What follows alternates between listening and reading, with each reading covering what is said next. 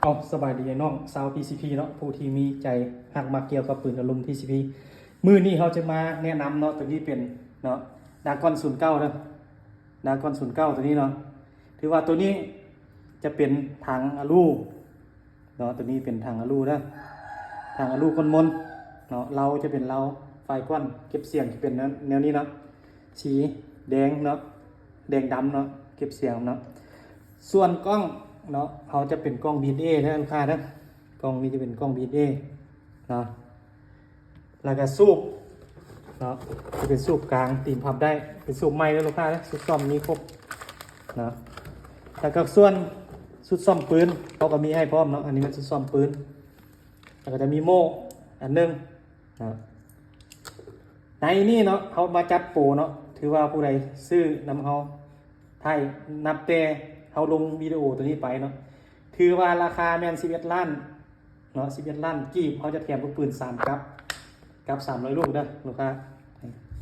เบิ่งเนาะนี่แมนเขาแถมลูกปืนให้3กับช่วงนี้เขาจัดโปรให้ลูกค้าเด้อเมื่อเดือนนี้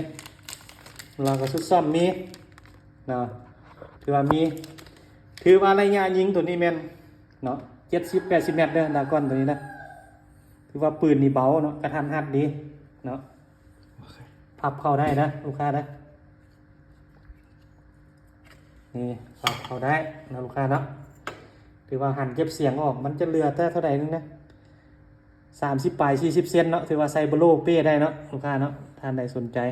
งั้นทักมาหาเขาเบอร์ห้านเขาเนาะ020-919-72575อันนี้เป็นเบอร์ WhatsApp ทางห้านเขาเขาก็ขอบใจลูกค้าเนาะที่ผ่านมาก็มีลูกค้าหลายลูกค้าเนาะที่อุดหนุนเขาแล้วก็ฝากลูกค้าเนาะถือว่าติดตามช่องเขาเนาะเวลาเขาลงคลิปหรือว่าเขาจัดโปรเนาะถ้าคือมื้อนี้เขามาจัดโปรให้ลูกค้าเนาะถือว่านับเต็มมื้อนี้เนาะจนฮอดท้ายเดือนถือว่าเขาจะแถมลูกปืน3กับเฉพาะลูกปืนนี่3กับนี่เนาะเขาขายนี่แม่น3กับนี่มัน450,000เด้อลูกค้าเด้อเนาะเฉพาะแต่ลูกปืนแต่ว่ามื้อนี้เขามาจัดโปรไปกับปืนดากอน09เนี่ยเนาะถือว่าตัวนี้ราคา11 ล้านกีบเด้อครับจะได้ครบพร้อมยิงเนาะคือเขาว่าแล้วพร้อมยิงกล้องก็จะเป็นกล้อง BA เนาะแล้วก็สูบก็เป็นสูบกลางแถมลูกปืนแถมอย่างเนาะครบสุดแล้วลูกค้าได้พร้อมยิงแต่วิธีฝากเหมือนเขาจะเน้นเติมเนาะเกี่ยวกับวิธีฝากเครื่องเขาเฉพาะนครหลวงเวลาเขาลงคลิปแต่ละคลิปอยู่ส่ง YouTube ของพวกเขาจะเน้นตลอดเนาะว่าวิธีฝากเครื่องเขาถือว่าเฉพาะลูกค้านครหลวงท่านใดที่สั่งเครื่องนำเขาว่านักขับเครื่องอยู่นครหลวงแม่นเขาสามารถให้กวดเครื่องก่อนจ่ายเงินได้เนาะและเฉพาะลูกค้าเนาะลูกค้าต่างแข็งคือเขาว่าแหละเวลาเขาสิเอาเครื่องออกไปฝากให้ลูกค้าเขาประกอบเครื่องแล้วเขาจะวิดีโอคอลให้ลูกค้าเบิ่งเครื่องเบิดถ้าลูกค้าโอเคแล้วเขาจะแพ็คใส่แก๊ปแล้วเอาออกไปฝากอยู่คิวรถให้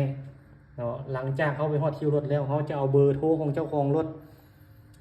แล้วก็เอาป้ายรถให้เนาะหลังจากนั้นลูกค้าจะต้องได้โอนเงินเฉพาะลูกค้าต่างแข็งเด้ออันนี้มันเป็นดากอน09เนาะถ้าลูกค้าท่านใดสนใจแม่นสามารถสั่งได้เครื่องมีพร้อมส่งแล้วก็ฝากติดตามช่อง YouTube ของพวกเขาเนาะก็ขอบใจลูกค้าเนาะทั้งลูกค้าเก่าลูกค้าใหม่